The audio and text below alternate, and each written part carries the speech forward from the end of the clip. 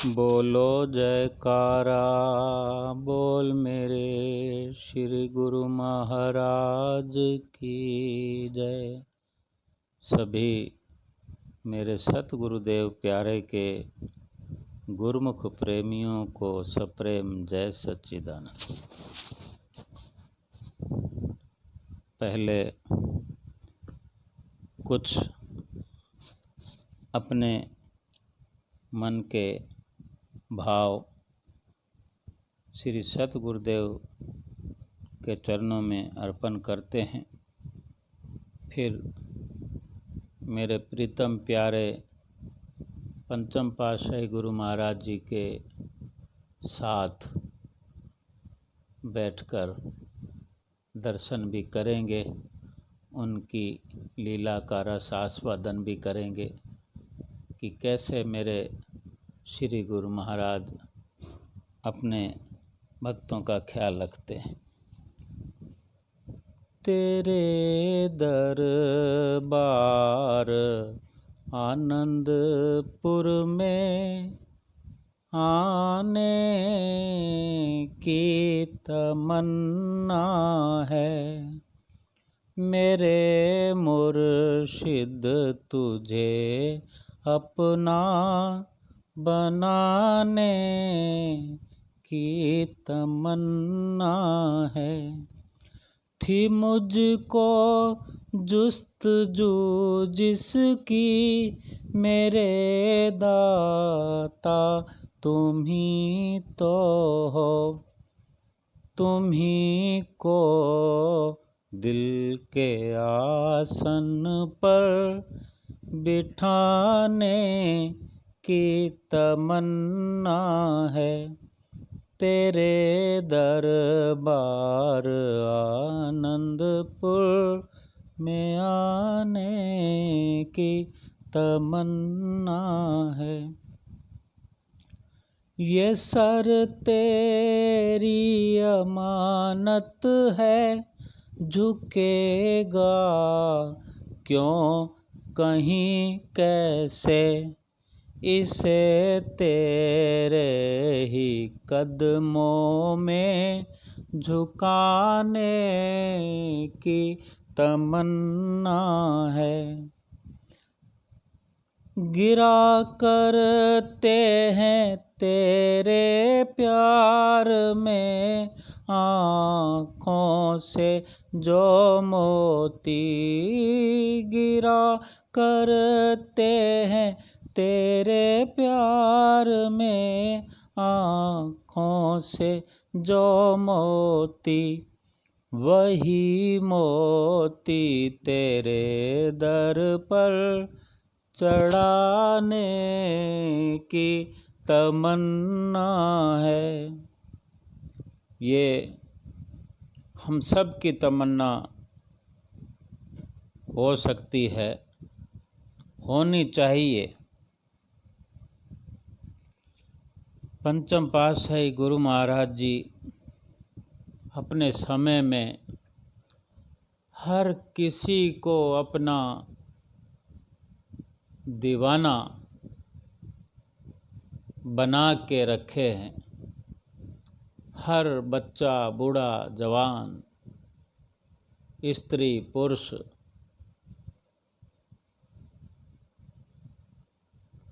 कोई भी नहीं कह सकता कि हमें उनकी दीवानगी का असर नहीं हुआ। और जिनके साथ उनकी लीला हुई है, उनकी रहमत हुई है, जिन्होंने कुछ संकल्प अपने अंदर लिए और सतगुरु से नाता जोड़ के देखा, तो वो संकल्प पूरे होते हुए देखे, वो तो कुर्बान है इस परमेश्वर के चरण रज पर, मर मिटने को तैयार हैं पतंगों की तरह। एक भगत जी लीला सुनाते हैं कि थोड़ा बहुत तो वो बचपन से ही, जैसे गुरुमुख प्रेमी अपने माता पिता के साथ रहते हुए बचपन से नामदान मिल जाता है तो भजन भक्ति में लग जाते हैं। कुटिया में आना जाना, कभी कभी श्री आनंदपुर दरबार में अपने माता पिता के साथ जाना, बच्चों को साथ ले जाना चाहिए। आज समय कुछ बदल गया है, लेकिन गुरुमुखों के लिए कुछ नहीं बदलेगा, ना बदला है। तो भगत जी बताते बचपन से हम लगे हुए थे, तो धीरे धीरे दुनिया से जैसे मन उपराम हो जाता है। शादी हो गई उनकी, और जब जब दुनियादारी की कोई तकलीफ़ आती, कभी किसी प्रकार की, कभी किसी प्रकार की, कभी काम धंधे में तकलीफ़ आती है, कमाई में दिक्कत होती है, गुजारा करने में दिक्कत होती है, तो बार बार ये विचार करते कि क्या हुआ जो कमाई ना होगी। अगर बिल्कुल कमाई बंद हो जाएगी तो मेरे श्री गुरु महाराज जी तो बैठे ही हैं, उनके चरणों में जाकर बैठ जाएंगे परिवार सहित, भक्तानी और अपने छोटे छोटे बच्चों को लेकर वहाँ चले जाएंगे। जब भी कोई तकलीफ़ आती तो मन में विचार करते। वो भगत जी बताते हैं कि ऐसा हमारा नित्य प्रति का नियम बना हुआ था। जब भी कोई तकलीफ़ दिखती तो सोचते कि जब तक हो सकेगा मुकाबला करेंगे, जब मुकाबला इस तकलीफ़ का नहीं कर पाएंगे, कोई भारी विपदा बन जाएगी, कोई मुसीबत बहुत भारी बन जाएगी, तो श्री गुरु महाराज जी तो बैठे ही हैं, उनके चरणों में जाकर बैठ जाएंगे, सेवा करेंगे और दाल रोटी खाएंगे। इंसान को क्या चाहिए? तो ऐसा करते करते तकलीफ़ें उनकी मिटती जाती। लेकिन वो जो बार बार कहते थे श्री गुरु महाराज जी तो बैठे ही हैं, श्री गुरु महाराज जी तो हमारे हैं ही, उनका तो आशीर्वाद है ही, और कोई दुनिया में कोई नहीं तो श्री गुरु महाराज जी तो हैं ही। ऐसा करते करते उनका प्यार बढ़ता गया। जैसे जैसे उनका प्यार बढ़ता, उनको सतगुरु का मान होता गया, वैसे वैसे उनकी तकलीफ़ें कम होती गई। वो तकलीफ़ें कम होने पर भी वो यही सोचते रहे कि अब मेरा दिल करता है यहाँ से जाकर आनंदपुर जाऊँ, बहुत समय लगता है, फिर दुकान बंद करनी पड़ती है, ये वो दुकानदारी को संभालना, फिर पीछे से बंद हो, तो वो हालांकि परवाह नहीं करते। वो अपनी दुकान 1 महीने के लिए बंद करके भी श्री चरणों में जाके दर्शन भी करते थे, दरबार में सेवा भी करने का मौका प्राप्त कर लेते थे। तो उनको थोड़ा विराग होता गया कि दुनिया के अंदर रंग ढंग देखकर उनको अच्छा नहीं लगता था। कहीं पर झूठ, कहीं पर कपट, फरेब, ये सब भक्तों के साथ मेल नहीं खाते। तो उनको भी ये देख देख कर उनको विराग होता रहता था। संस्कार पिछले भी साथ मिलकर प्रभाव दिखाते हैं, और श्री गुरु महाराज जी की तो कृपा अपने गुरुमुखों पर रहती है कि वो संसार से उनको न्यारा रखते हैं, संसार में रहकर भी वो न्यारे बने रहते हैं। ये श्री गुरु महाराज जी का ही आशीर्वाद होता है। तो उनको आर्थिक परेशानी ख़त्म होने लगी, शारीरिक परेशानी ख़त्म होने लगी, मतलब सब परेशानियाँ धीरे धीरे ख़त्म हो रही थी। लेकिन उनका वैराग फिर भी बढ़ रहा था। वो कहते थे आनंदपुर जाने में समय लगता है, फिर विचार करना पड़ता है, सोचना पड़ता है, तो गुरु महाराज जी कभी कृपा करें तो मैं अशोक नगर में जाकर अपना मकान ले लूं। कभी सोचते कि ग्वालियर में मकान ले लूं, वहाँ रहने लग जाऊं, तुरंत आश्रम पे चले जाएं, जब जब गुरु महाराज जी आएंगे दर्शन कर लेंगे। आनंदपुर भी नज़दीक पड़ता। कभी आगे चलते चलते जब वो श्री प्रयाग धाम में दर्शन करने जाने लगे तो उनको मन में ये विचार आने लगे, संकल्प उठने लगे कि मैं उरली के अंदर मकान ले लूं, अमर बस्ती में मकान ले लूं। तो भगत जी बताते हैं कि रात दिन इसी उधेड़ बुन में लगे रहते कि ऐसा कब होगा, वैसा कब होगा। श्री गुरु महाराज जी की, पंचम पातशाही गुरु महाराज जी की लीला देखो उनके साथ, कि वो सब होते होते उनका सब कुछ ठीक होता चला गया। फिर वो जब एक एक महीना सेवा करने के लिए आते, पीछे सब कुछ दुकान को ताला लगा देते। कई बार परिवार के साथ आते तो मकान को भी ताला लगा देते और वहाँ दरबार में मस्ती से बैठे रहते। लोग पूछते उनसे, तुम्हारा गुजारा कैसे चलता है? फिर वो भगत जी जवाब देते कि हमारा गुजारा तुम लोगों से अच्छा चलता है, नहीं तो मिलान करके देख लो। तो भगत जी दुकान खोलते थे 12 बजे और शाम को 7 बजे बंद, 8 बजे बंद। कभी क्या हुआ 9 बजा दी तो क्या है, और कभी 10 बजे सुबह खोल ली तो क्या है, लेकिन रूटीन टाइम यही कि सबसे 2-3 घंटे 4 घंटे बाद में खोलना और सबसे घंटा 2 घंटे बंद पहले कर देना वहाँ आसपास बाज़ार के अंदर। तो सब लोग हैरान होते थे कि उनको कोई अड़ोस पड़ोस वालों को दिक्कत होती थी, बिजली का बिल भरना हो तो भगत जी से जाके पैसे ले आओ। ये दुकान भी कम खोलते हैं और हम इनसे 5-6 घंटे ज़्यादा दुकान खोलते हैं, लेकिन फिर भी हमारी परेशानियां ख़त्म नहीं होती, इनसे मदद मिल जाती है हमें। तो वो भगत जी सब महसूस करते थे कि ये श्री गुरु महाराज जी की कृपा है, उनकी बरकतों का असर है। और वहाँ दरबार में जाकर जो सेवा करते हैं, 1 महीना दुकान बंद करने के बाद भी श्री गुरु महाराज जी कहाँ से बरकतों से नवाजते थे। वो भगत जी कहते हैं कि मुझे कुछ मैं बता भी नहीं पाता। हर वक़्त अपने श्री गुरु महाराज जी का, पंचम पातशाही गुरु महाराज जी का राग अलापते रहते थे। फिर दुकानदारी में सोचने लगे, जैसे जैसे बच्चे बड़े होने लगे तो उन्होंने सोचा भी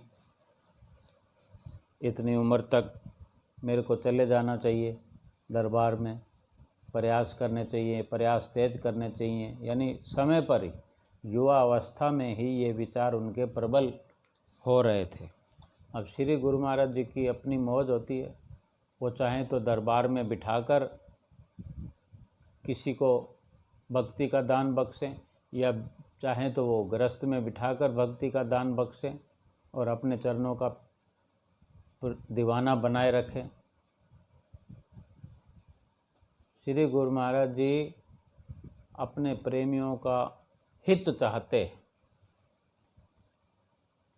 सेवा दरबार की हुई कभी बेकार नहीं जाती और 4 गुना कमाई, संसार की 4 गुना कमाई करवाती है। वो भगत जी ने बताया कि मेरे को विश्वास है, हुआ है।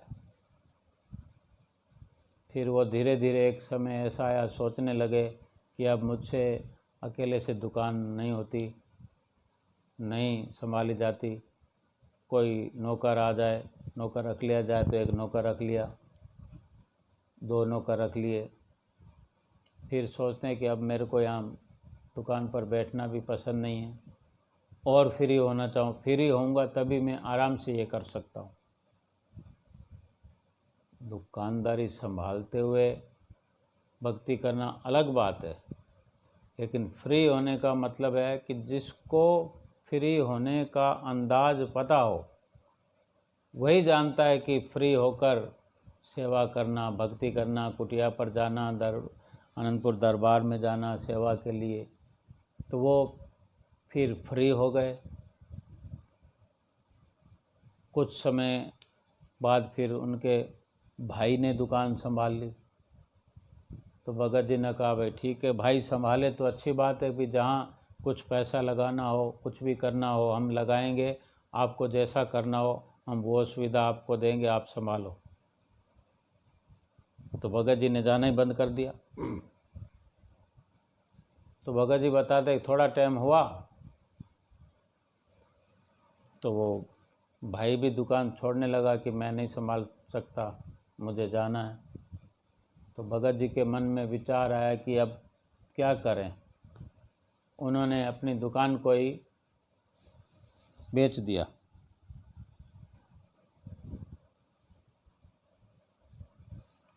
और फ्री हो गए, और जो पैसा मिला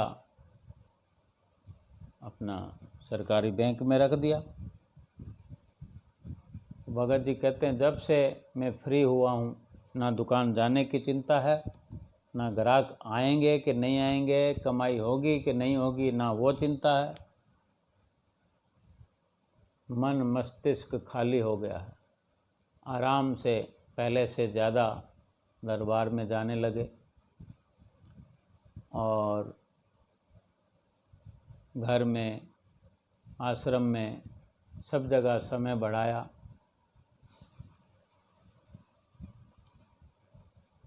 कमाई वैसे की वैसे, बिना दुकान भी। श्री गुरु महाराज जी की कृपा होते होते होते अब वो भगत जी बताते हैं कि मैं इंतज़ार कर रहा हूँ कब मेरे श्री गुरु महाराज जी अपने चरणों में मुझे स्थान देकर।